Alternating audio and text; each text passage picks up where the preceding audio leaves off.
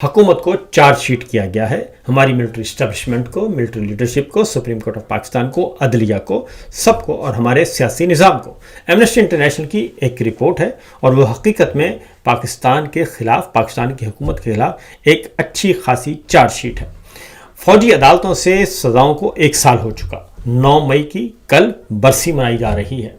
اور 3 سال مکمل ہونے کو ہیں، جبکہ فوجی عدالتوں سے سزائیں سنانے کو 1 سال مکمل ہو چکا ہے، اور جو 9 مئی کے گرفتار شدگان تھے ان کو ابھی تک باہر نہیں نکالا گیا اور رہا نہیں کیا گیا، سوائے 2-4 لوگوں کے، اس کے علاوہ کوئی باہر نہیں آ سکا۔ سچویشن یہ ہے، پاکستان کہ سپریم کورٹ اس فیصلے کی پہلی برسی منا رہی ہے، یعنی کہ پہلی اینیورسری منا رہی ہے، اور یہ ایمنسٹی انٹرنیشنل رپورٹ میں کہا گیا ہے۔ اور سپریم کورٹ کے 2025 کے فیصلے نے پاکستان میں منصفانہ ٹرائل اور آزادی کے حق کو بنیادی طور پر کمزور کر دیا ہے۔ ایسی عدالتیں بین الاقوامی انسانی حقوق کے قانون کے تحت دیے گئے تقریباً ہر تحفظ کی خلاف ورزی کرتی ہیں۔ یہ سپریم کورٹ آف پاکستان کے بارے میں کہا جا رہا ہے۔ یحییٰ افریدی صاحب بھی سن لیں اور جسٹس سرفراز ڈوگر صاحب بھی سن لیں، ضرور ان کو دیکھنا چاہیے۔ اور فوجی عدالت میں پیش کیے جانے والے ایک شہری کو سب سے پہلے ایک خفیہ ٹرائل کا سامنا کرنا پڑتا ہے،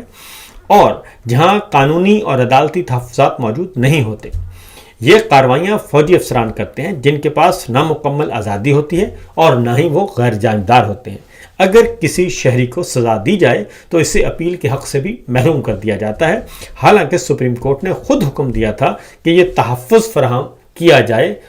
اور ان کے ساتھ انصاف برتا جائے، لیکن ایسا نہیں کیا گیا۔ اور جو لوگ اس وقت سزائیں کاٹ رہے ہیں، جن میں 9 مئی کے احتجاجی مظاہرے اور انسانی حقوق کے کارکن ادریس خٹک بھی شامل ہیں، انہیں اس حق سے محروم رکھا جا رہا ہے اور کہ ان کی سزا اور فیصلوں کا آزادانہ اور غیر جانبدارانہ جائزہ لیا جا سکے۔ انہیں عدالت کے تفصیلی اور وجوہات پر مبنی فیصلوں تک بھی رسائی نہیں دی جاتی، اور کئی معاملات میں اور بھی ان کو نہیں بتایا جاتا۔ سچویشن یہ ہے کہ فوجی عدالتیں 9 مئی کی کل برسی منائی جا رہی ہے، اور اس سے پہلے فوجی عدالتوں سے سزا ہو گئی، اور جن لوگوں کو سزا دی گئی ہے، سیاسی کارکنان کو، ہیومن رائٹس ایکٹیوسٹ کو، ان کو نہ ہی ضمانت کا حق دیا جا رہا ہے اور نہ ہی اپیل کا حق دیا جا رہا ہے۔ یہ اس طرف توجہ دلا رہے ہیں۔ ایمنسٹی انٹرنیشنل نے ایک چارج شیٹ کیا ہے، اور ساتھ ہی انہوں نے کہا ہے کہ اب تک کسی قسم کا تحریری عدالتی فیصلہ بھی فراہم نہیں کیا گیا، یعنی کہ سزائیں سنا دی، 10 سال، 20 سال، 15 سال، اور 100 سے زیادہ سیاسی کارکنوں کو سزائیں سنا دی گئیں، سیاسی رہنما جیلوں میں گلسڑ رہے ہیں، لیکن فوجی عدالتوں کے جو تحریری فیصلے ہیں وہ بھی ان کے حوالے نہیں کیے گئے۔ اور یہی جنرل فیض حمید کے ساتھ بھی یہی ہوا ہے کہ ان کو بھی تحریری فیصلہ نہیں دیا گیا، بلکہ یہ کہا جا رہا ہے کہ ان کی فیملی کو پریشرائز کیا جاتا ہے، بلا کر کہ اپنے والد صاحب کو کہیں، اپنے شوہر کو کہیں کہ یہ معافی نامہ لکھ دیں اور ہم آپ کو رہا کر دیں گے۔ تو یہاں تک کہا جاتا ہے، یہی بات ان سے کہی جا رہی ہے، جتنے بھی ہمارے سیاسی کارکنان اس وقت جیلوں میں گل سڑ رہے ہیں، اور ان کو بھی یہی کہا جاتا ہے کہ آپ معافی نامہ لکھیں اور یہاں سے چلے جائیں۔ تو ایمنسٹی انٹرنیشنل کہہ رہی ہے کہ اب تک ان کو کسی قسم کا تحریری عدالتی حکم بھی فراہم نہیں کیا گیا، اور یہ ظاہر اور بظاہر ایک دانستہ حکمت عملی کا حصہ ہے تاکہ ان کی غیر قانونی حراست کو طول دیا جا سکے۔ ایمنسٹی انٹرنیشنل پاکستانی حکام سے مطالبہ کرتی ہے کہ وہ اس ناانصافی کا خاتمہ کرتے ہوئے شہریوں کے فوجی عدالتوں میں ٹرائل پر پابندی عائد کریں، اور ان عدالتوں سے ہونے والی تمام غیر قانونی سزاؤں کو کالعدم قرار دے۔ حکام کو یہ بھی یقینی بنانا چاہیے کہ سزا پانے والے تمام افراد کو ایک بااختیار، آزاد اور غیر جانبدار عدالت میں مؤثر اپیل کا حق فراہم کیا جائے۔ اور پھر آگے ایمنسٹی انٹرنیشنل نے بیک گراؤنڈ میں بتایا ہے کہ 7 مئی 2025 کو پاکستان کی سپریم کورٹ کے آئینی بینچ نے اکتوبر 2023 کے اس سابقہ فیصلے کو کالعدم قرار دے دیا، جس میں کہا گیا تھا کہ 9 مئی کے احتجاج میں ملوث شہریوں کا فوجی عدالتوں میں ٹرائل غیر آئینی ہے، اور اس فیصلے میں پاکستان آرمی ایکٹ 1952 کی دفعہ فلاں کو بھی ختم کر دیا تھا۔ اب یہ وہ عدالت تھی، ये सुप्रीम कोर्ट ऑफ पाकिस्तान का वो सुप्रीम कोर्ट ऑफ पाकिस्तान ने फैसला दिया था जिसमें जस्टिस एजाजुल एहसन साहब थे, जस्टिस मंसूर अली शाह साहब थे, जस्टिस मुनीब अख्तर साहब थे और आई थिंक जस्टिस अतर मिनल्ला साहब थे, और ये जज साहिबान थे जिन्होंने ये फैसला दिया था। तो जस्टिस एजाजुल एहसन साहब से इस्तीफ़ा ले लिया गया, जस्टिस मंसूर अली शाह साहब से इस्तीफ़ा, जस्टिस अतर मिनल्ला साहब मुस्ताफ़ी हो गए, और वो पूरे का पूरा जिन जजों ने ये फैसला दिया था उनको सुप्रीम कोर्ट से ही निकाल दिया। और उसके बाद फिर एक गैर आइनी बेंच आया, और गैर आइनी बेंच 26वीं 27वीं गैर आइनी तरमीम के नतीजे में गैर आइनी बेंच ने वो फैसला ही ख़त्म कर दिया जिसमें यह कहा गया था कि सिविलियंस का ट्रायल फौजी अदालतों में नहीं हो सकता, क्योंकि एमनेस्टी इंटरनेशनल ये भी कहती है कि अगर ये हक सिविल अदालतों फौजी अदालतों में सिविलियंस का ट्रायल किया जाता है तो फिर कल को फौजियों का जो है ट्रायल सिविल अदालतों में भी फिर हो सकता है। तो इसलिए ये कहा जा रहा है कि शहरियों के फौजी ट्रायल को दुरुस्त करार देते हुए सुप्रीम कोर्ट ने अक्सरियती फैसले और तफसीली हुक्मनामे में लिखा था कि पार्लियामेंट 7 मई 2025 के फैसले के 45 दिन के अंदर ऐसा कानून मंजूर करे जिसके तहत फौजी अदालतों से सजा पाने वाले शहरियों को हाई कोर्ट्स में आज़ादाना अपील का हक हासिल हो। लेकिन 1 साल गुजर गया, कौमी असम्बली ने, सेनेट ने यह कानून मंजूर नहीं किया, बल्कि बिल ही पेश नहीं किया, और इस पे भी उन्होंने कहा कि 1 साल होने को है लेकिन ये कानून अभी तक नहीं, और तमाम के तमाम कारकुन, तमाम के तमाम शहरी वो गल सड़ रहे हैं जेलों में। दिसंबर 2024 में 9 मई 2023 के एहतजाज में हिस्सा लेने वाले 105 मुजाहिरीन जो साबिक वज़ीर आज़म इमरान खान की गिरफ्तारी के बाद हुए थे को फौजी अदालतों ने 2 से 10 साल कैद की सजाएं सुनाई हुई हैं। इनमें से 19 अफराद को फौरी तौर पर रहम की बुनियाद पर रिहा कर दिया गया था, जबकि 5 अफराद मई 2025 में अपनी मुकम्मल 2 साल सजा पूरी होने पर रिहा हुए। और एक इंसानी हकूक़ का जो कारकुन है इदरीस खटक,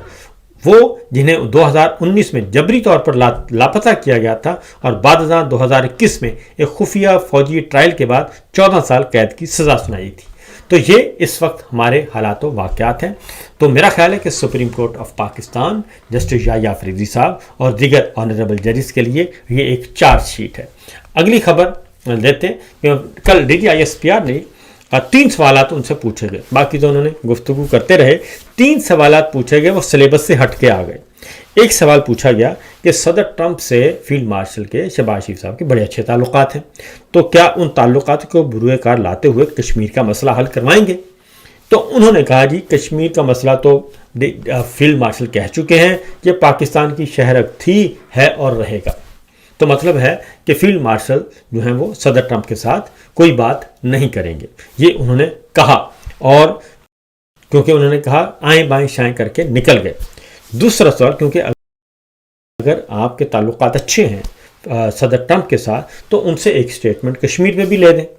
एक स्टेटमेंट ही ले दें, मसला तो पता नहीं कब हल होना है, तो एक स्टेटमेंट ही दे दें, तो वो भी नहीं हुई। दूसरा सवाल सिलेबस से हटके था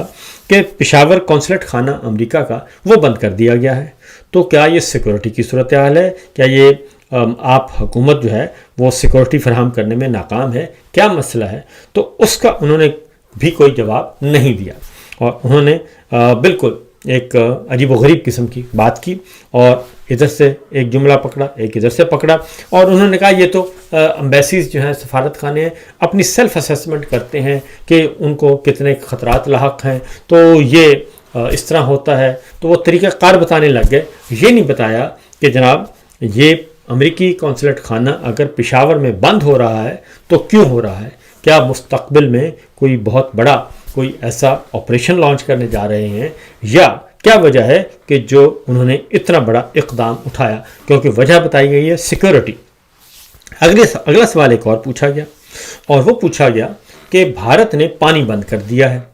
और पानी बंद करने के बाद हमारी आप 1 साल की बना रहे हैं सालगिरह विक्ट्री की, तो पानी बंद है, हमारा तो जो मुल्क है वो खुश्क हो रहा है, तो आपने क्या करना है, इस पे आप क्या कर रहे हैं? तो उस पे उन्होंने कहा कि ये 5 दरिया कश्मीर से आते हैं, तो कश्मीर का मसला हल होना है। जब कश्मीर का मसला हल होगा और वो पाकिस्तान बन जाएगा तो ये 5 दरिया हमारे पास आ जाएंगे।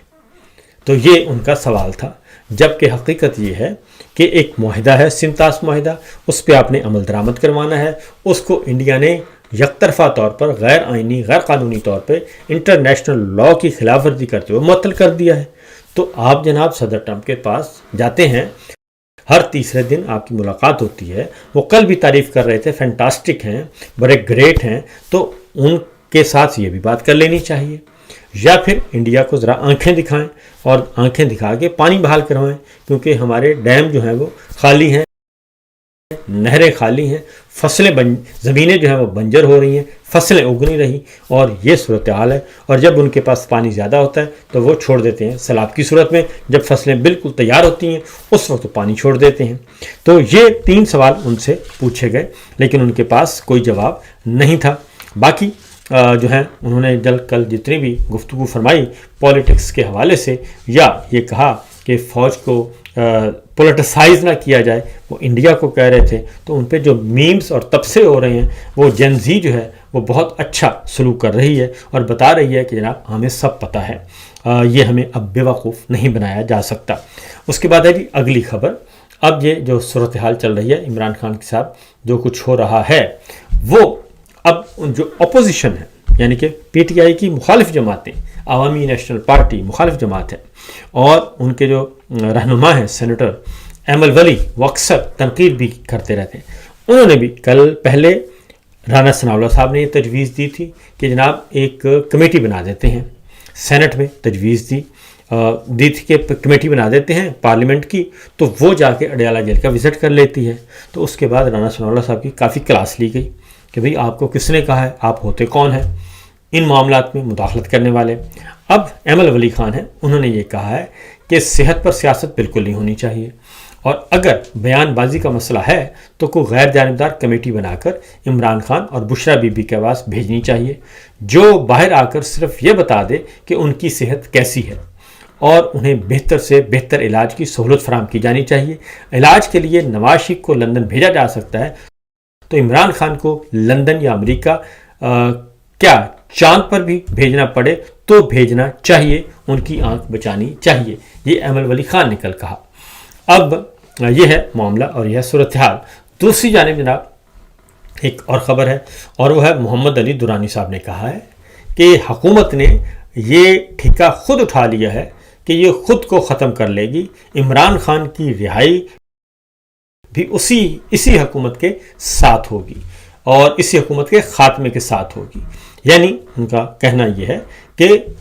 یہ حکومت کا خاتمہ اور عمران خان کی رہائی ایک ساتھ ہوگی، کیونکہ حکومت نے یہ تہیہ کیا ہوا ہے کہ انہوں نے کوئی اچھا کام نہیں کرنا، اور یہ حکومت حقیقت میں جو فوج کے لیے فیلڈ مارشل کے لیے تو ہے ہی ہے، فیلڈ مارشل کے لیے تو یہ حکومت جو ہے وہ من و سلوہ ہے، لیکن فوج کے لیے، اداروں کے لیے یہ جو حکومت ہے یہ مصیبت بنتی جا رہی ہے، اور پاکستان کے لیے بھی سب سے بڑھ کر اگر کوئی سوچے تو، کیونکہ پاکستان کی معیشت اس وقت بدترین حالات کا شکار ہے، اور خارجہ پالیسی آپ کی یہاں تک زچ ہو چکی ہے کہ آپ نے صرف ایک صاحب سے خوش تعریف کروانے کے علاوہ اور کچھ حاصل نہیں کیا، نہ آپ کے پڑوسی آپ کے ساتھ اچھے تعلقدار ہیں، اور پھر آپ کے جو مڈل ایسٹ میں آپ کی خارجہ پالیسی ناکام ہو چکی ہے، کیونکہ اس وقت ہمارے تعلقات سب سے تھے، لیکن اس وقت یو اے ای کے ساتھ آپ کے تعلقات انتہائی نہ ہونے کے برابر ہیں، بلکہ ختم ہو چکے ہیں۔